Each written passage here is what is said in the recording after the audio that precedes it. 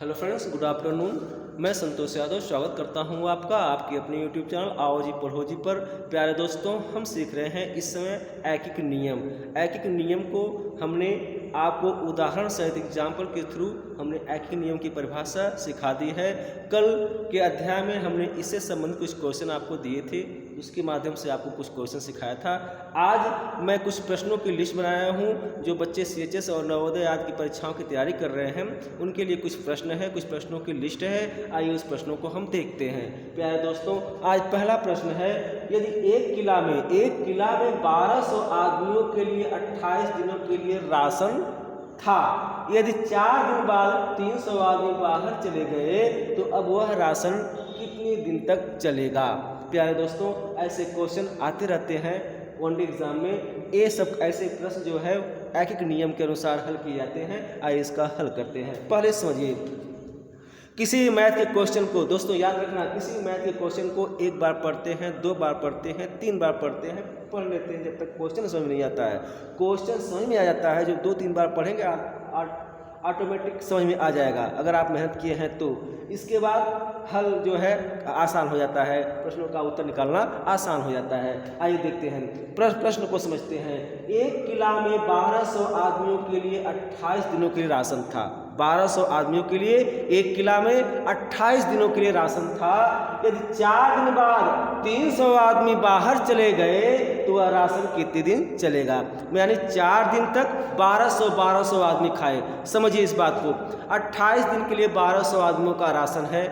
आज 1200 आदमी खा लिए तो कल कितने 1200 आदमी कितने दिन का राशन बचा, 27 दिन के लिए। कल 1200 आदमी खा लिए तो परसों से कितने दिनों के लिए राशन बचा 1200 आदमी के लिए, 26 दिन के लिए।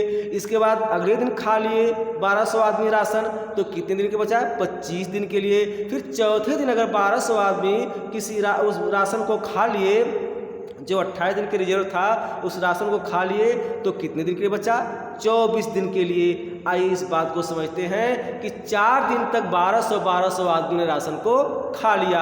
अब वो शेष राशन जो है 1200 आदमी के लिए 24 दिन के लिए बचा हुआ है। आइए इसी पर हम प्रश्न को हल करते हैं, यहाँ तक अगर समझ गए हैं तो। अब 1200 आदमी थे, 300 आदमी चले गए, शेष आदमी, यहाँ शेष आदमी निकाल लीजिएगा। शेष आदमी 1200 ऋण 300 बराबर 900 शेष दिन 28 दिन का राशन था। 4 दिन 1200 खा लिए तो राशन बचा 24 दिन। अब यहाँ पर देखिए, 4 दिन तक 1200 आदमी राशन खा लिया तो शेष 24 दिन जो है 1200 आदमियों के राशन बचा हुआ है। अब यहाँ पर हल करते हैं, चूंकि 1200 आदमी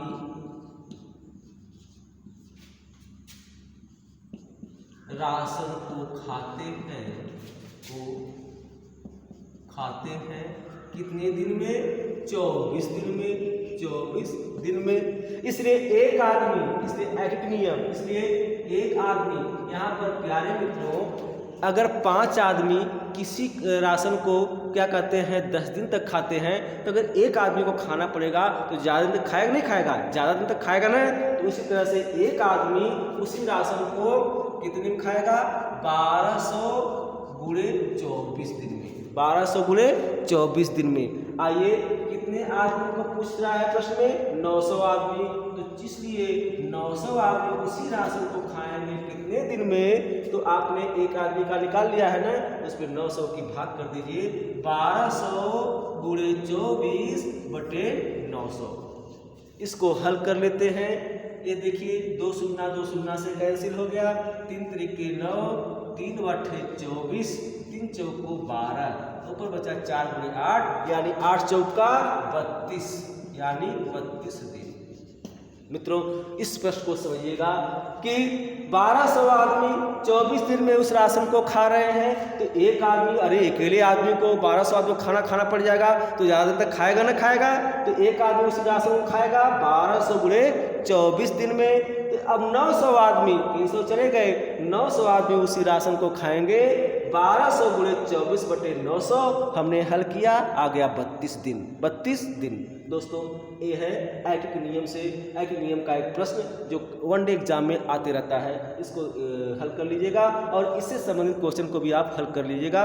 अगर कहीं परेशानी होती है तो कमेंट बॉक्स में थोड़ा कमेंट करके लिखिए कि प्रश्न नहीं आ रहा है, प्रश्न डाल दीजिए, मैं उसका सलूशन दूंगा।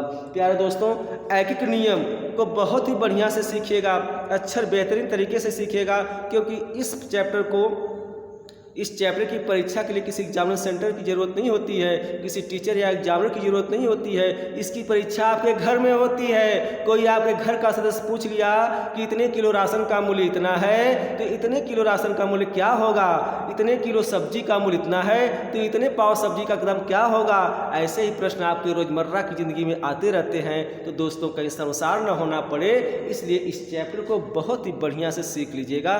कोई दिक्कत परेशानी हो तो कमेंट बॉक्स में लिखिएगा। दोस्तों, आज के दिन इतना ही। फिर मैं अगले प्रश्न लेकर, फिर इस चैप्टर से रिलेटेड प्रश्न लेकर मैं फिर उपस्थित रहूँगा। तब तक के लिए अपना ख्याल रखिए, स्वस्थ रहिए, मस्त रहिए। जय हिंद, जय भारत।